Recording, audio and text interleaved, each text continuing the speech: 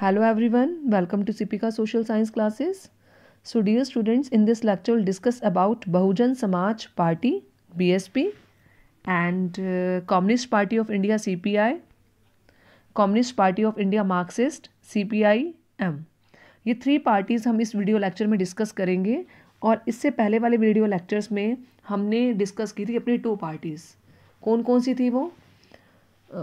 BJP and Congress party. और BJP का क्या सिंबल था? कमल का फूल। और कांग्रेस पार्टी का क्या सिंबल था? हाथ का पंजा, ठीक है, जिसमें हैंड बना हुआ है। तो अब इस वीडियो लेक्चर में हम पढ़ेंगे अपने नेक्स्ट 3 पार्टीज। टोटल हमारी 72 हम कंप्लीट कर चुके हैं। इस लेक्चर में हम 3 पार्टीज के बारे में डिस्कस करेंगे। तो स्टार्ट करते हैं students. It was formed in 1984। ये पार्टी 1984 में बनी थी under the leadership of Kanshiram. मतलब इसके जो प्रपाउंडर थे वो कौन थे? कांसीराम थे। उनकी लीडरशिप में इस पार्टी को 1984 में बनाया गया था। It seeks to represent and secure power for the Bahujan Samaj. ये पार्टी कौन से लोगों को रिप्रेजेंट करती है? किस, मतलब लिखा हुआ ना, and secure power for the Bahujan Samaj. Bahujan समाज के लिए पावर को सिक्योर करना चाहती है, जिनमें कौन कौन से लोग इंक्लूड होंगे? Dalits, Adivasis, OBCs, religious minorities. मतलब ये पार्टी काम कर रही है इन लोगों के लिए। मतलब अगर बहुत सारी कम्युनिटीज़ इन्वॉल्व हैं, पर ये मेन प्रेफरेंस किसको दे रही है? दलित, आदिवासी, ओबीसीज, रिलीजियस माइनॉरिटीज़। हर पार्टी की अपनी अपनी आइडियोलॉजीज होती है, किस ग्रुप को वो ज़्यादा लेकर चलती है, किस ग्रुप के लिए वो ज़्यादा काम करती है। मीन्स अगर सारी पॉपुलेशन की बात की जाए तो इन ग्रुप के ऊपर ज़्यादा एम्फोसाइज है, इस ग्रुप के काम करने के ऊपर वो ज़्यादा जोर देती है। तो अब इन जो ये ग्रुप्स हैं, इनके ऊपर ज़्यादा काम किया जा रहा है, इनके लिए ज़्यादा रिफॉर्म्स किए जा रहे हैं, तो कहीं ना कहीं से तो इंस्पिरेशन ली होगी। तो कौन कौन से नेशनलिस्ट थे जहाँ से इंस्पिरेशन मिली थी बहुजन समाज पार्टी को? तो स्टूडेंट्स, यहाँ पर कुछ मैंने नेशनलिस्ट लीडर के नाम लिखे हैं, जैसे साहू महाराज, महात्मा फुले, पेरियार, रामास्वामी नेकर, बाबा साहब अम्बेडकर। ये लीडर्स थे जिन्होंने इम्पॉर्टेंट रोल प्ले किया है।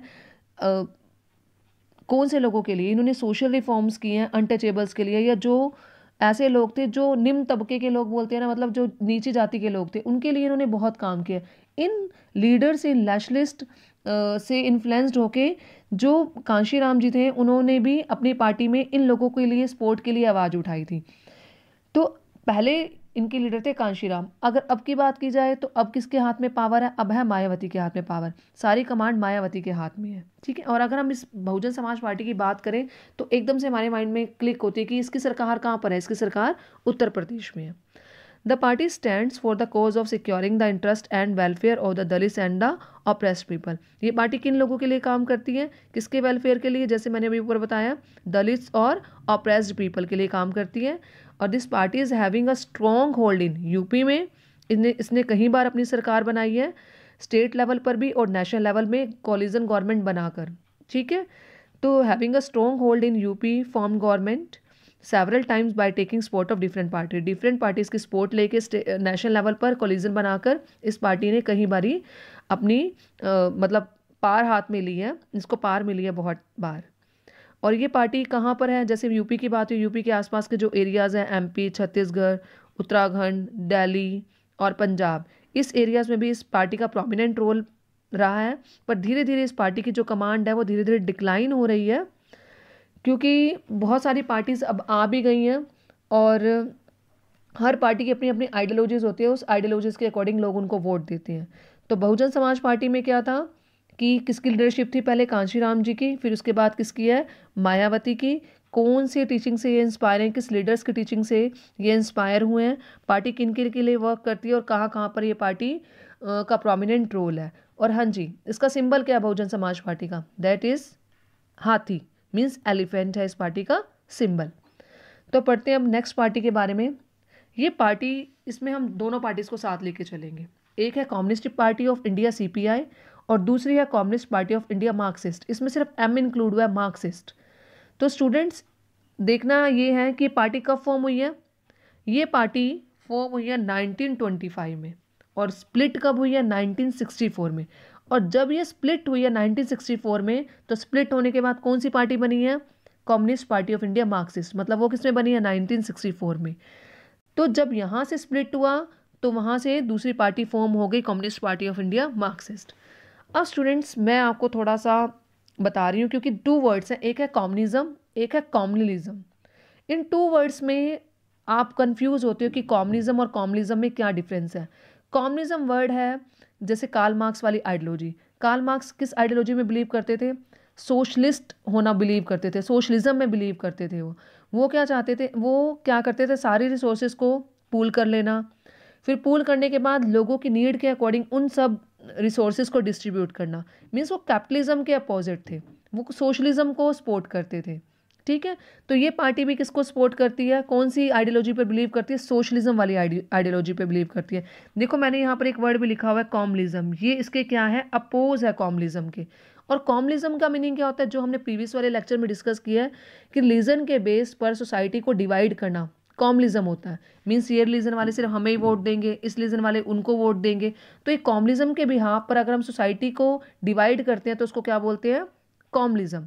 तो कम्युनिज्म और कम्युनलिज्म इन दोनों में क्या है, डिफरेंस है। आई होप आपको क्लियर हो गया होगा। कम्युनिज्म किसके ऊपर बिलीव करते हैं? सोशलिज्म वाली आइडियोलॉजी पर। और कम्युनलिज्म किस पर भी बिलीव करते हैं कि सोसाइटी को डिवाइड करना, ये कैपिटलिज्म को सपोर्ट करते थे। ठीक है, तो स्टार्ट करते हैं अपना लेक्चर। इनके आइडियोलॉजीज के बारे में डिस्कस करते हैं, सॉरी लेक्चर नहीं, मतलब इसके आइडियोलॉजीज के बारे में डिस्कस करना शुरू करते हैं। ये बिलीव करते थे, believes in Marxism and Leninism. Marxism, अगर आपने 9th क्लास का चैप्टर पढ़ा है तो आपको कहीं ना कहीं माइंड में होंगी ये चीज़ें, और नहीं पढ़ा आई होप, मुझे लगता है आप भूल गए होंगे, तो मैं बता देती हूँ एक बार आपको। मार्क्सिज्म क्या होता है? कार्ल मार्क्स वाली आइडियोलॉजी जो मैंने अभी बताई है कि रिसोर्सेज को लोगों पूल करना, फिर लोगों की नीड्स के अकॉर्डिंग उन रिसोर्सेज को लोगों में बांटना, जिससे कोई पर्सन गरीब भी नहीं रहेगा और कोई पर्सन ज़्यादा अमीर भी नहीं रहेगा। और लेनिनिज्म किसकी आइडियोलॉजी थी? आपने लेनिनिज्म पढ़ा होगा, बोल्शेविक पार्टी, मोनशेविक पार्टी, वो लेनिन की आइडियोलॉजीज पे बिलीव करते थे। तो this society believe in Marxism, Leninism. और सेकुलरिज्म का मीनिंग क्या होता है? Where there is no difference या no preference will be given to any religion, means all religions are treated equally, जिसमें सारे रिलीजन को हम इक्वली ट्रीट करते हैं, कोई भी स्टेट रिलीजन नहीं है। डेमोक्रेसी मीन्स क्या होती है? अभी प्रीवियस लेक्चर में मैंने बताया, where the government is chosen by the people and government has to work according to the wishes of the people.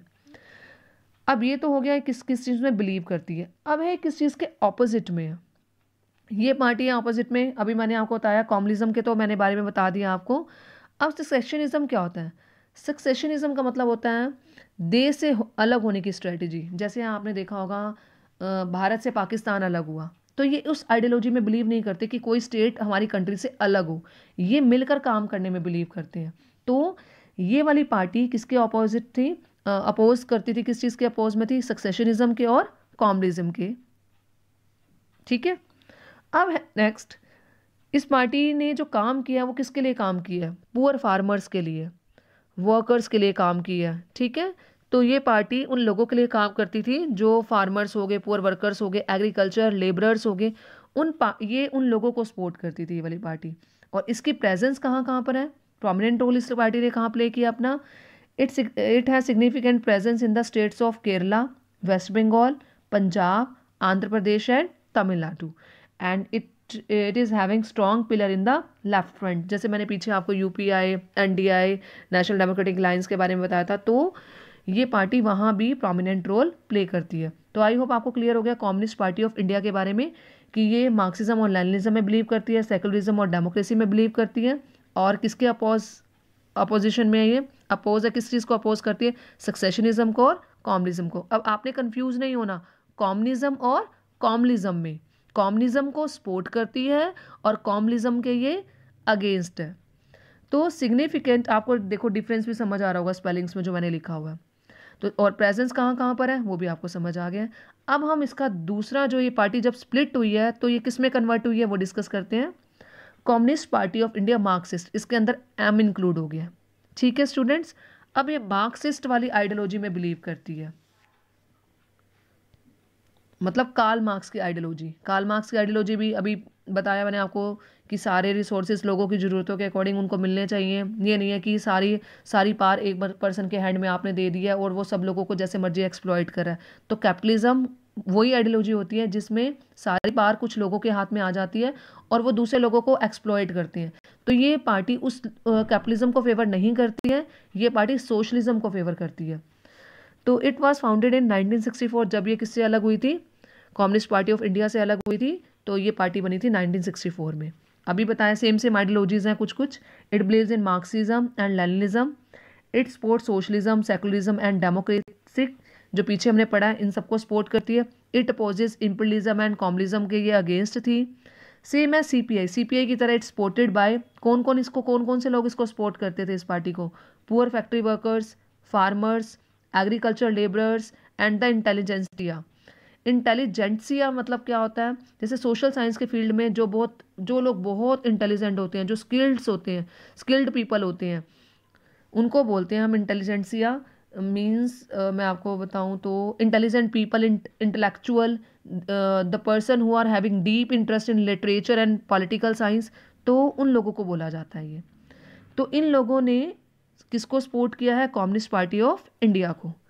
और critical of new economic policy that allow free flow of foreign capital and goods. और ये party इस चीज़ के oppose में थी, जैसे new economic policies जो establish हुई हैं उसके कारण क्या हुआ, free flow of foreign capital और गुड्स का यहाँ पर हमारी कंट्री में आना शुरू हो गया। अब अगर सोशलिस्ट के आइडिया को सपोर्ट करती है और कैपिटलिस्ट आइडिया के अपोज में है, तो ये free flow of goods and services के अगेंस्ट थे, क्योंकि उनको ये लगता था कि अगर फ्री फ्लो ऑफ गुड्स होता रहेगा तो उससे कैपिटलिज्म बढ़ जाएगा, तो कैपिटलिस्ट बहुत ज़्यादा हो जाएंगे और पार कैपिटलिस्ट लोगों के हाथ में, मतलब रिच पीपल के हाथ में आ जाएगी, और वो क्या करेंगे, लोगों का एक्सप्लॉयटेशन करेंगे।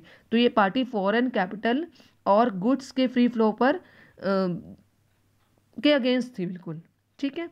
और इसकी पार कहाँ थी, was in par in West Bengal. ये पार्टी वेस्ट बंगाल में पावर में रही है without a break for 34 years, मतलब कंटिन्यूटी में 34 ईयर्स तक इसी पार्टी ने वहाँ पर अपनी पावर को जमाए रखा, ठीक है।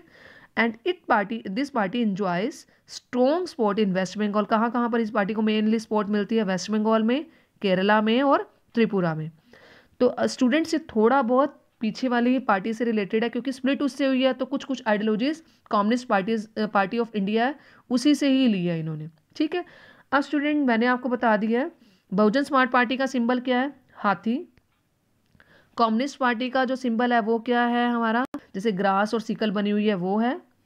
और अगर बात करें communist party of India Marxist, इसका सिंबल है ग्रास और हैमर बना हुआ है। एक बार आप उसको देख भी लीजिएगा, और नहीं तो मैं लास्ट वाले लेक्चर में एक बार आपको सारे पार्टीज़ के नेम्स और उसके सिंबल्स बता दूंगी कौन कौन से होते हैं। तो स्टूडेंट्स आई होप आपको ये 3 पार्टीज़ क्लियर हो गई होंगी। तो अब हमारी 7 में से 5 पार्टीज़ हो चुकी हैं, नेक्स्ट 2 पार्टीज़ रह गई हैं, जो है ऑल इंडिया तृणमूल कांग्रेस और नेशनल कांग्रेस पार्टी NCP, जिसके बारे में मैं आपको बताऊंगी अपनी नेक्स्ट वाली वीडियो में। Thank you.